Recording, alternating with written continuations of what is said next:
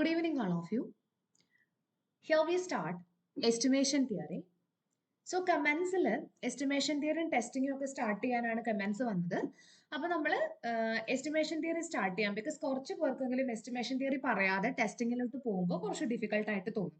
അപ്പോൾ അതുകൊണ്ട് നമ്മൾ എസ്റ്റിമേഷൻ തിയറിയാണ് ഇപ്പോൾ സ്റ്റാർട്ട് ചെയ്യാൻ ഉദ്ദേശിക്കുന്നത്. ഓക്കെ, ഇത്രയും ടോപ്പിക്സ് ആണ് ഞാൻ ഇന്ന് പറയാമെന്ന് വിചാരിക്കുന്നത്. അപ്പോൾ ആദ്യം എസ്റ്റിമേഷൻ തിയറി എന്താന്ന് പറയാം. സ്റ്റാറ്റിസ്റ്റിക്സിന്റെ one of the main objective എന്ന് പറയുന്നത് to draw inferences for a population എന്നുള്ളതാണ്. ഒരു പോപ്പുലേഷന്റെ ഇൻഫറൻസ് ഡ്രോ ചെയ്യാന്നുള്ളതാണ് സ്റ്റാറ്റിസ്റ്റിക്സിന്റെ മെയിൻ ആയിട്ടുള്ള ഒബ്ജക്റ്റീവ്. ഇപ്പോ ഒരു കോളേജാണ് ഒരു പോപ്പുലേഷൻ എങ്കിൽ ആ കോളേജിനെ പറ്റി ഒരു ഇൻഫറൻസ് ഉണ്ടാക്കുക. നമുക്കറിയാം ഈച്ച് ആൻഡ് എവറി പേഴ്സൺ പോയി ഡേറ്റ കളക്ട് ചെയ്ത് ഒരു ഇൻഫറൻസ് ഉണ്ടാക്കുക എന്ന് പറയുന്നത് ഇറ്റ്സ് വെരി ഡിഫിക്കൽട്ട്. സോ നമ്മൾ എപ്പോഴും ഒരു സാമ്പിൾ ചൂസ് ചെയ്തിട്ടാണ് ഈ ഇൻഫറൻസുകളൊക്കെ ഡ്രോ ചെയ്യാറുള്ളത്. ഓക്കെ, അതുകൊണ്ട് തന്നെ എസ്റ്റിമേഷൻ തിയറിയിലും ടെസ്റ്റിംഗ് ഓഫ് ഹൈപ്പോത്തസിസിലും ഒക്കെ നമ്മൾ സാമ്പിളിനെ ബേസ് ചെയ്തിട്ടാണ് ഇൻഫറൻസുകൾ പറയുന്നത്. ഓക്കെ, ഇനി മുന്നോട്ട് പോകുന്നതിന് മുന്നേ എന്താണ് പാരാമീറ്റർ? സിമ്പിൾ ആയിട്ട് പറഞ്ഞു തരാണെങ്കിൽ it's a constant occurring in the PMF or PDF of a random variable. ഒരു റാൻഡം വേരിയബിളിന്റെ PMF-ലോ PDF-ലോ കാണുന്ന കോൺസ്റ്റന്റുകളെയാണ് നമ്മൾ പാരാമീറ്ററുകൾ എന്ന് പറയുന്നത്. ഒരു എക്സാമ്പിൾ പറയുകയാണെങ്കിൽ നോർമൽ ഡിസ്ട്രിബ്യൂഷൻ എടുത്തു കഴിഞ്ഞാൽ മ്യൂവും സിഗ്മ സ്ക്വയറും രണ്ട് പാരാമീറ്ററുകളാണ്. എന്നാൽ അതേ സമയത്ത് എക്സ്പൊണൻഷ്യൽ എടുത്താൽ തീറ്റ മാത്രമാണ് പാരാമീറ്റർ, പോസോൺ എടുത്താൽ ലാംഡ മാത്രമാണ് parameter. So that is depends. Distributions മാറുന്നതിനനുസരിച്ച് നമ്പർ ഓഫ് പാരാമീറ്റേഴ്സ് മാറും. ഇനി കുറച്ചുകൂടി സ്റ്റാൻഡേർഡ് ആയിട്ടുള്ള ഡെഫിനേഷൻ ആണ് വേണ്ടതെങ്കിൽ certain constant occurring in the PMF or PDF of a random variable which are functions of the population values. Population വാല്യൂന്റെ ഒരു function കൂടിയാണ് പാരാമീറ്റർ എന്ന് പറയുന്നത്. കാരണം ഇപ്പൊ നമ്മൾ പറയാറുണ്ട് പോയിസൺ ഡിസ്ട്രിബ്യൂഷന്റെ കേസ് എടുത്തു കഴിഞ്ഞാൽ lambda cap is equal to X bar. ലാംഡയുടെ അൺനോൺ പാരാമീറ്ററിന്റെ വാല്യൂ എന്ന് പറയുന്നത് എക്സ് ബാർ ആണ്. ഈ എക്സ് ബാർ എന്ന് പറയുന്നത് എന്താണ്? Sample mean. That is 1/n summation of xi. അത് സാമ്പിൾ വാല്യൂസ് വെച്ചിട്ട് എഴുതിയിട്ടുള്ള ഒരു ഫംഗ്ഷൻ അല്ലേ? ഈ sample values coming from the population values അല്ലേ? സോ പോപ്പുലേഷൻ വാല്യൂസോ അല്ലെങ്കിൽ സാമ്പിൾ വാല്യൂസോ വെച്ചിട്ട് എഴുതുന്ന ഒരു ഫംഗ്ഷൻ ആയിരിക്കും ഒരു പാരാമീറ്ററിന്റെ വാല്യൂ. അതുകൊണ്ടാണ് they are the function of the population values എന്നും കൂടെ പറയുന്നത്. ഓക്കെ, ഇനി ഡെഫിനിഷൻസ് എന്തിനാണ് പറയുന്നതെന്ന് ചോദിച്ചു കഴിഞ്ഞാൽ ഡെഫിനിഷൻസ് വെച്ചിട്ടും ക്വസ്റ്റ്യൻസ് കണ്ടിട്ടുണ്ട്. ഓക്കെ, നെക്സ്റ്റ് പാരാമീറ്റർ സ്പേസ് എന്താണ്? ഒന്നുമില്ല, the set of all possible values of the parameter. ആ പാരാമീറ്ററിനെ അക്സെപ്റ്റ് ചെയ്യാൻ പറ്റുന്ന എല്ലാ വാല്യൂസിന്റെയും കൂടെ സെറ്റിനെയാണ് പാരാമീറ്റർ സ്പേസ് എന്ന് പറയുന്നത്. ഒരു എക്സാമ്പിൾ പറയുകയാണെങ്കിൽ നമുക്കറിയാം ഇപ്പൊ ബൈനോമിയൽ ഡിസ്ട്രിബ്യൂഷന്റെ കേസിൽ എന്നും പിയും ആണ് രണ്ട് പാരാമീറ്ററുകൾ എന്ന് പറയുന്നത്. അതിൽ പിയുടെ റേഞ്ച് എന്ന് പറയുന്നത് 0 less than p less than 1 ആണ്. ബിക്കോസ് ഈ രണ്ട് വാല്യൂവിന് ഇടയ്ക്കുള്ള വാല്യൂസ് ആണ് നമ്മുടെ പ്രോബബിലിറ്റിക്ക് എടുക്കാൻ പറ്റുന്നത്. ചില ഇപ്പൊ less than or equal to പറയാം. 0 less than or equal to p less than or equal to 1 ആണ് നമ്മൾ പ്രോബബിലിറ്റിക്ക് എടുക്കുന്നത്. അപ്പോ 0ക്കും 1നും ഇടയ്ക്കുള്ള എല്ലാ വാല്യൂസും അതിന്റെ പാരാമീറ്റർ സ്പേസിൽ വരും. ബിക്കോസ് അതിൽ ഏത് വാല്യൂ വേണമെങ്കിലും പിക്ക് എടുക്കാം. ഇതാണ് പാരാമീറ്റർ സ്പേസ്. ഇത് രണ്ട് സിമ്പിൾ ആയിട്ടുള്ള ആസ്പെക്റ്റുകളാണ്. ഇനി എസ്റ്റിമേറ്റർ എന്താണ്, എസ്റ്റിമേറ്റ് എന്താണ്? ഒരുപാട് കൺഫ്യൂഷൻസ് ഉണ്ടാക്കുന്ന രണ്ട് ഡെഫിനിഷൻസ് ആണ്. അത് വെച്ചിട്ടുള്ള ഒരുപാട് ക്വസ്റ്റ്യൻസും ചോദിച്ചിട്ടുണ്ട്. ഞാൻ ഒരു പാരാമീറ്ററിന്റെ വാല്യൂ ആയിട്ട് ഒരു സ്റ്റാറ്റിസ്റ്റിക്കിനെയാണ് ഡിഫൈൻ ചെയ്യുന്നതെങ്കിൽ അതിനെയാണ് നമ്മൾ എസ്റ്റിമേറ്റർ എന്ന് വിളിക്കുന്നത്. അതായത് ഇവിടെ പോയിസൺ ഡിസ്ട്രിബ്യൂഷന്റെ കേസിൽ lambda cap is equal to X bar എന്ന് പറഞ്ഞു അല്ലെ? ഇതൊരു എസ്റ്റിമേറ്റർ ആണ്. ബിക്കോസ് ഈ എക്സ് ബാർ ഒരു സ്റ്റാറ്റിസ്റ്റിക് ആണ്. അപ്പൊ നമ്മൾ സ്റ്റാറ്റിസ്റ്റിക് എന്താണെന്നറിയണം. Any function of the sample values. Sample values വെച്ച് എഴുതാൻ പറ്റുന്ന ഏതൊരു ഫംഗ്ഷനെയും, സാമ്പിൾ വാല്യൂസ് വെച്ചിട്ട് നമുക്ക് എഴുതാൻ പറ്റുന്ന ഏതൊരു ഫംഗ്ഷനെയും നമുക്ക് സ്റ്റാറ്റിസ്റ്റിക് എന്ന് വിളിക്കാം. ഈ എക്സ് ബാർ എന്ന് പറയുന്നത് നേരത്തെ ഞാൻ പറഞ്ഞല്ലോ 1/n സമ്മേഷൻ ഓഫ് xi ആണ്. അതായത് സാമ്പിൾ വാല്യൂകൾ എല്ലാം കൂടെ കൂട്ടി എണ്ണം കൊണ്ട് ഡിവൈഡ് ചെയ്തിരിക്കുന്നതാണ്. അപ്പൊ അത് സാമ്പിൾ വാല്യൂകളുടെ ഒരു ഫംഗ്ഷൻ ആണ്. ശരിയല്ലേ?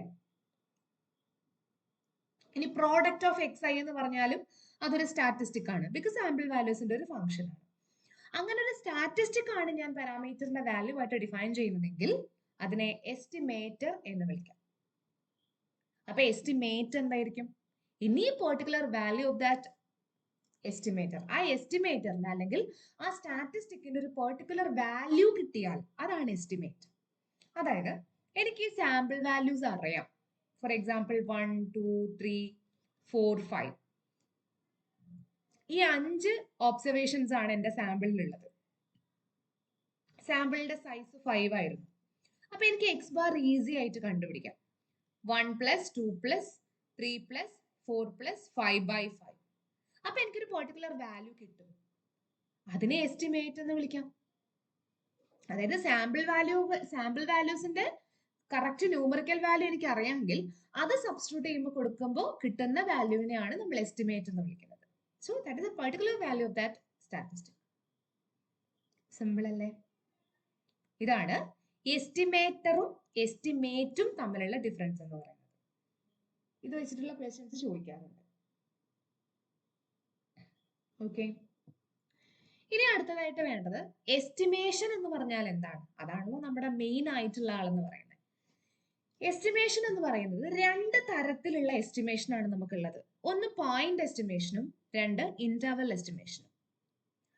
ഇന്റർവൽ എസ്റ്റിമേഷൻ ഞാൻ ഭയങ്കര ഡെപ്തിൽ പറയുന്നില്ല, ബിക്കോസ് മുന്നോട്ട് നമുക്കത് വരും, അപ്പൊ പറയാം. പോയിന്റ് എസ്റ്റിമേഷൻ എന്ന് പറയുന്നത്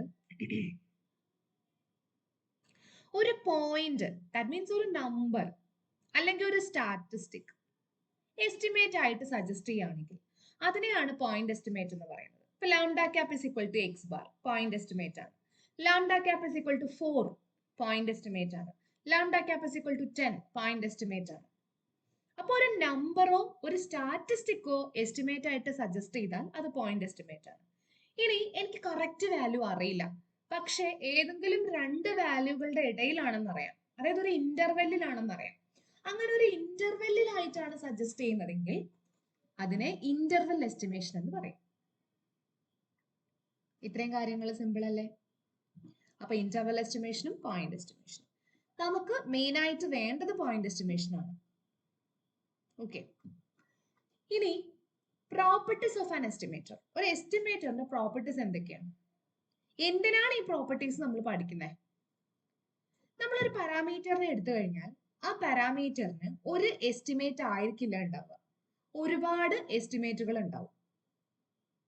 ഓക്കെ, ഇപ്പോ ചില പാരാമീറ്ററുകളെ നോക്കിക്കഴിഞ്ഞാൽ സാമ്പിൾ മീനും സാമ്പിൾ മീഡിയനും സാമ്പിൾ മോഡും ഒക്കെ എസ്റ്റിമേറ്റർ ആയിരിക്കും. അപ്പൊ നമുക്കൊരു ക്വസ്റ്റ്യൻ വരും അവിടെ, ഏത് ചൂസ് ചെയ്യണം, വിച്ച് ഇസ് ബെറ്റർ?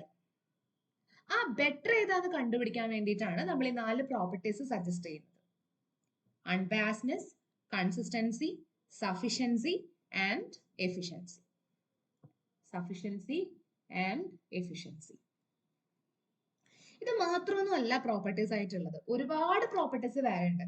അത് ഹയർ എക്സാംസ് വരുമ്പോൾ പ്രോപ്പർട്ടീസ് കൂട്ടി പഠിക്കണം. ഇതിപ്പോ നമുക്ക് ഇവിടെ ഒരു ഡിഗ്രി ബേസ്ഡ് ആയിട്ട് ഈ 4 പ്രോപ്പർട്ടീസിന്റെ ആവശ്യമുള്ളൂ. ഞാൻ വേണമെങ്കിൽ പേരുകൾ പറയാം. Mean squared error, best asymptotically normal estimator, complete estimator, MVUE minimum variance unbiased estimator. ഇങ്ങനെ ഒരുപാട് പ്രോപ്പർട്ടീസ് ഉണ്ട് എസ്റ്റിമേറ്ററിന്. നമ്മൾ മെയിൻ ആയിട്ട് 4 പഠിച്ചാൽ മതി ഇപ്പൊ. ഓക്കെ, ഈ 4 പ്രോപ്പർട്ടീസിൽ ഓൾമോസ്റ്റ് എല്ലാം സാറ്റിസ്ഫൈ ചെയ്യുന്ന ഒരു എസ്റ്റിമേറ്ററിനെ ആയിരിക്കും നമ്മൾ ചൂസ് ചെയ്യുക. ഇനി അതിൽ ഒന്നാമത്തെ പ്രോപ്പർട്ടിയാണ് അൺബയാസ്ഡ് എസ്റ്റിമേറ്റർ. എന്താണ് unbiased estimator? Expectation of t is equal to θ വന്നാൽ t is an unbiased estimator of θ എന്ന് പറയാം. അതായത് ഒരു സ്റ്റാറ്റിസ്റ്റിക് എൻ്റെ കയ്യിലുണ്ട്, ഒരു പാരാമീറ്ററും ഉണ്ട്. ആ സ്റ്റാറ്റിസ്റ്റിക്കിനെ ആ പാരാമീറ്ററിന്റെ അൺബയാസ്ഡ് എസ്റ്റിമേറ്റർ ആയിട്ട് പറയണമെങ്കിൽ അതിന്റെ എക്സ്പെക്ടേഷൻ എടുക്കുമ്പോൾ തീറ്റ കിട്ടണം, അതിന് ആ പാരാമീറ്റർ കിട്ടണം. എക്സ് ബാറിനെ ലാംഡയുടെ അൺബയാസ്ഡ് എസ്റ്റിമേറ്റർ എന്ന് പറയണമെങ്കിൽ എക്സ്പെക്ടേഷൻ ഓഫ് ലാംഡ ചെയ്യുമ്പോൾ എക്സ് ബാർ വരണം. എക്സ്പെക്ടേഷൻ ഓഫ് എക്സ് ബാർ ചെയ്യുമ്പോൾ ലാംഡ വരണം. ഇനി ബയാസ് അൺബയാസ്ഡ് ആവണമെങ്കിൽ ഇങ്ങനെയാണ്. അപ്പൊ ബയസ് ആണെങ്കിലോ ഇതിന്റെ ഡിഫറൻസ് ആണ്. Expectation of t minus theta ഡിഫറൻസിനെയാണ് ബയസ്ഡ് എന്ന് പറയുന്നത്. ഇനി കൺസിസ്റ്റൻസി എന്താണ്? കൺസിസ്റ്റൻസി എന്ന് പറയുന്നത് കൺവേർജസ് ഇൻ പ്രോബബിലിറ്റി. ഒരു സ്റ്റാറ്റിസ്റ്റിക് ഒരു പാരാമീറ്ററിലോട്ട് അല്ലെങ്കിൽ ഒരു പാരാമീറ്ററിന്റെ ഫംഗ്ഷനിലോട്ട് കൺവേർജ് ഇൻ പ്രോബബിലിറ്റി ആണെങ്കിൽ അതിനെ കൺസിസ്റ്റന്റ് എന്ന് വിളിക്കും. അതിന്റെ ഡെഫിനിഷൻ ആണ് താഴെ കൊടുത്തിരിക്കുന്നത്. Probability of mod T minus theta less than epsilon less than 1 minus eta. Simple ആയിട്ട് പറയുകയാണെങ്കിൽ, അതായത് ഒരു സിമ്പിൾ പാരാമീറ്ററിനെ എടുത്ത് വളരെ സിമ്പിൾ ആയിട്ട് ബേസിക് ആയിട്ട് പറയുകയാണെങ്കിൽ probability of mod T minus theta less than epsilon tends to 1 as n tends to infinity. എന്നിന്റെ വാല്യൂ ഇൻഫിനിറ്റിയിലോട്ട് പോകുമ്പോൾ ടി തീറ്റയിലോട്ട് കൺവേർജ് ചെയ്യണം. ഇതാണ് കൺസിസ്റ്റൻസി എന്ന് പറയുന്നത്. അപ്പൊ തന്നെ നമുക്ക് ഇതിനകത്തുനിന്ന് വളരെ ക്ലിയർ ആയിട്ടൊരു പോയിന്റ് പറയാം. Consistency is A large sample property. അത് ഒരിക്കലും മറക്കരുത്. കൺസിസ്റ്റൻസി ഒരു ലാർജ് സാമ്പിൾ പ്രോപ്പർട്ടിയാണ്. അൺബയാസ്നെസ് നമുക്ക് സ്മോൾ സാമ്പിൾ കേസുകളിലും പറയാം. അപ്പൊ ഈ പോയിന്റുകളാണ് നമ്മൾ ഓർത്തു വെക്കേണ്ടത് ശരിക്കും. ഓക്കെ, ഇതൊക്കെയാണ് നമുക്ക് എക്സാമിന് വേണ്ടത്. കൺസിസ്റ്റൻസി ഒരു ലാർജ് സാമ്പിൾ പ്രോപ്പർട്ടിയാണ്. അൺബയാസ്നെസ് സ്മോൾ സാമ്പിളിലും പറയാം. ഓക്കെ, ഇനി അൺബയാസ്ഡ് എസ്റ്റിമേറ്ററുകൾ എപ്പോഴും യുണീക്ക് ആയിരിക്കില്ല. ഒരു പാരാമീറ്ററിന് തന്നെ ഒന്നിൽ കൂടുതൽ അൺബയാസ്ഡ് എസ്റ്റിമേറ്ററുകൾ വരാറുണ്ട്. അപ്പൊ അടുത്ത പോയിന്റ് കിട്ടി, unbiased estimator is not unique.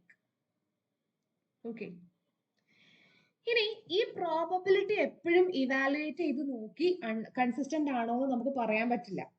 അപ്പൊ നമ്മളൊരു നെസസറി ആൻഡ് സഫിഷ്യന്റ് കണ്ടീഷൻ പഠിക്കും.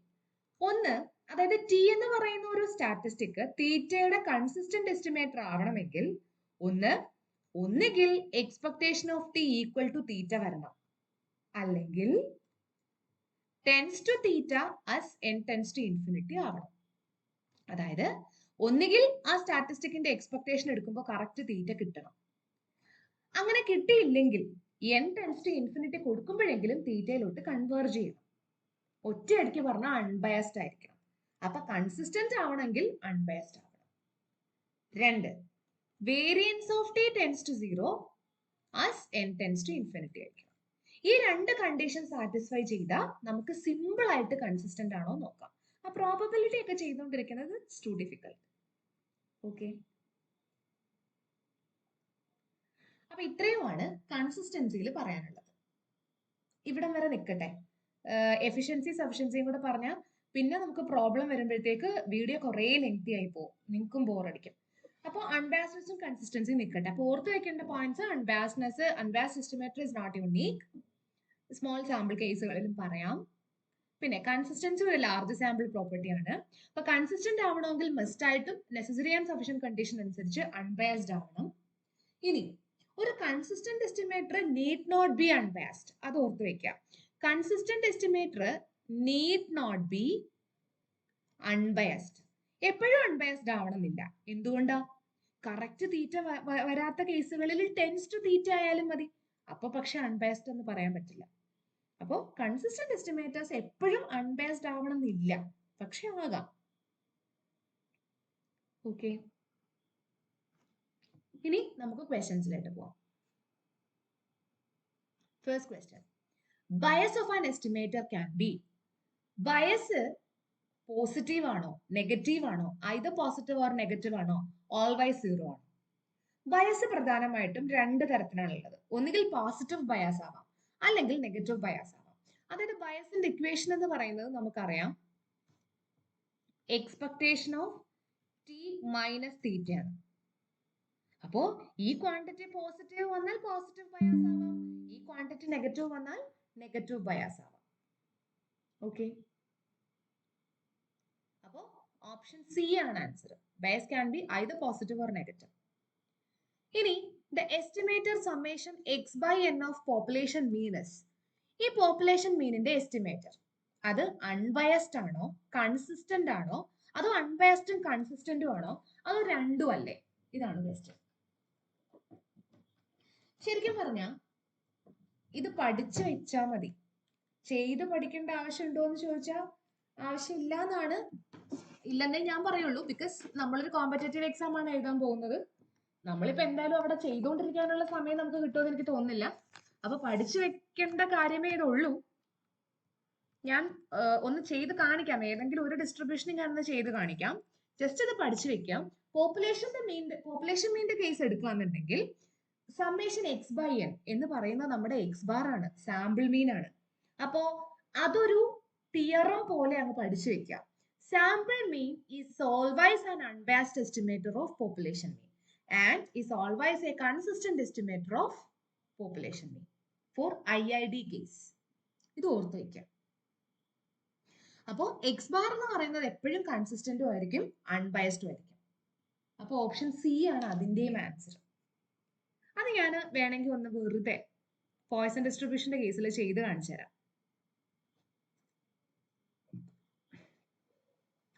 e raised to minus lambda, lambda raised to x by x factorial, x equal to 0, 1, 2, 3, etc. ഇതാണ് പോയ്സൺ ഡിസ്ട്രിബ്യൂഷന്റെ PMF.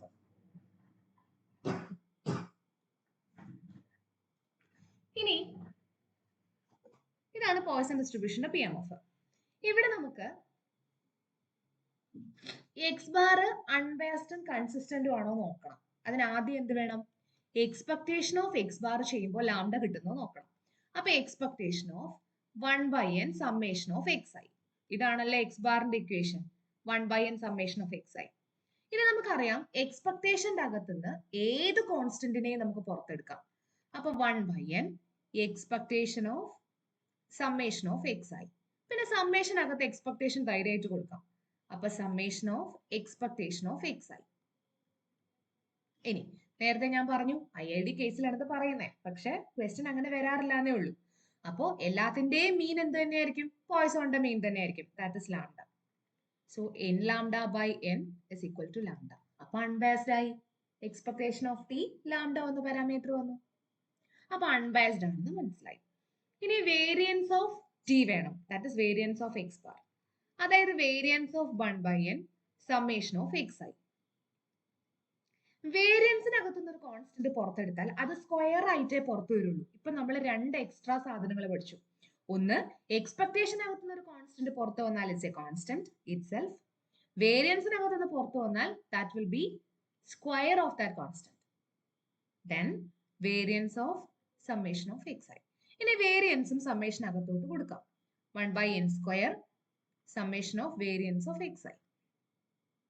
ഇനി 1/n square summation of variance of X I എന്താ? x1ന്റെയും x2ന്റെയും x3യുടെയും ഒക്കെ variance same ആയിരിക്കും. ഇത് IID കേസിലാണ് hold ചെയ്യുന്നത്, പക്ഷെ ക്വസ്റ്റ്യനിൽ അങ്ങനെ കൊടുക്കില്ല എന്നേ ഉള്ളൂ.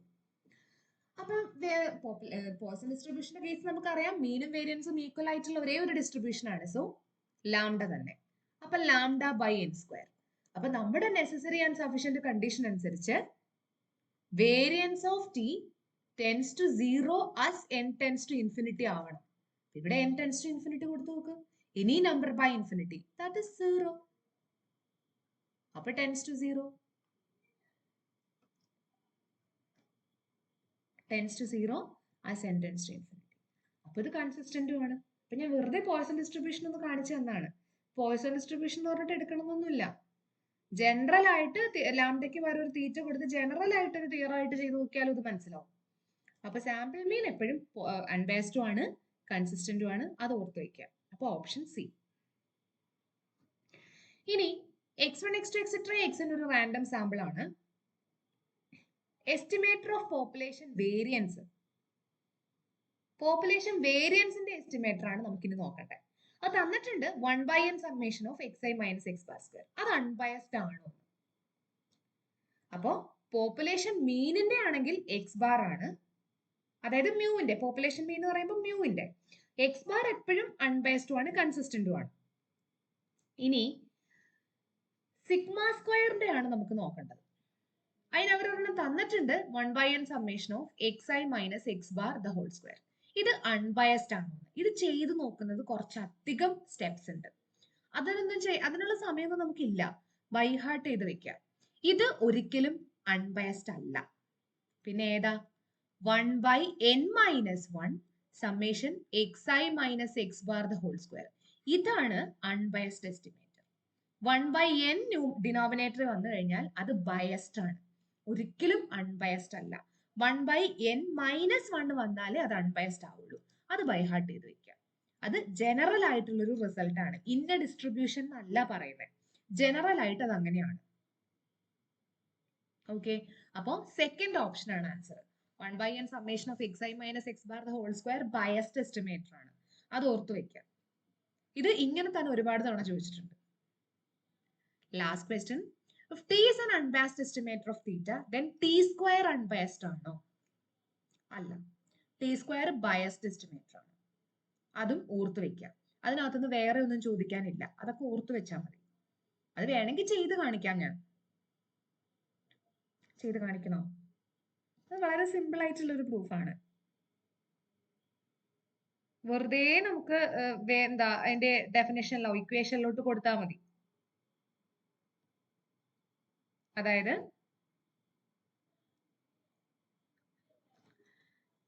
ടി തീറ്റയുടെ അൺബാസ്ഡ് എസ്റ്റിമേറ്റർ ആണ്. അപ്പൊ എക്സ്പെക്ടേഷൻ ഓഫ് ടി തീറ്റയാണ്.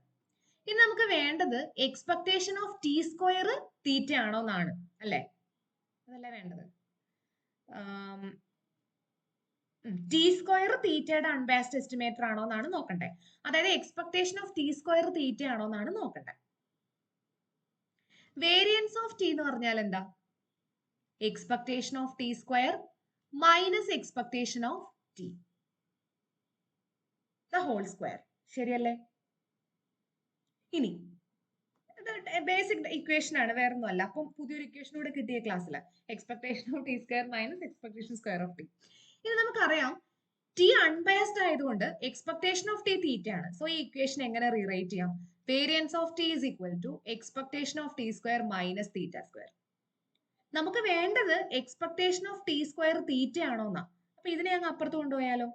Expectation of T square is equal to variance of T plus theta square.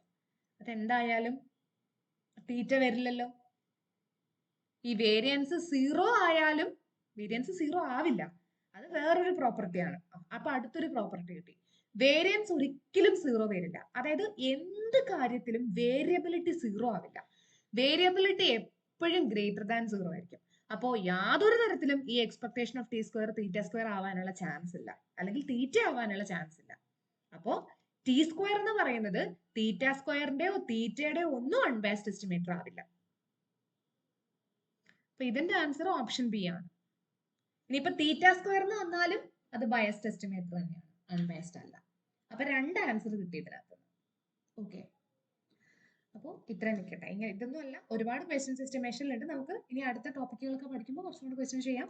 പിന്നെ എസ്റ്റിമേഷനിൽ മാത്രമായിട്ട് കുറച്ച് ക്വസ്റ്റ്യൻസ് ഒക്കെ നമുക്ക് ചെയ്യാം. അപ്പൊ ഞാൻ ഒരുപാട് ലെങ്തി ആക്കുന്നില്ല. അപ്പൊ എസ്റ്റിമേഷൻ ഇവിടെ നിൽക്കട്ടെ.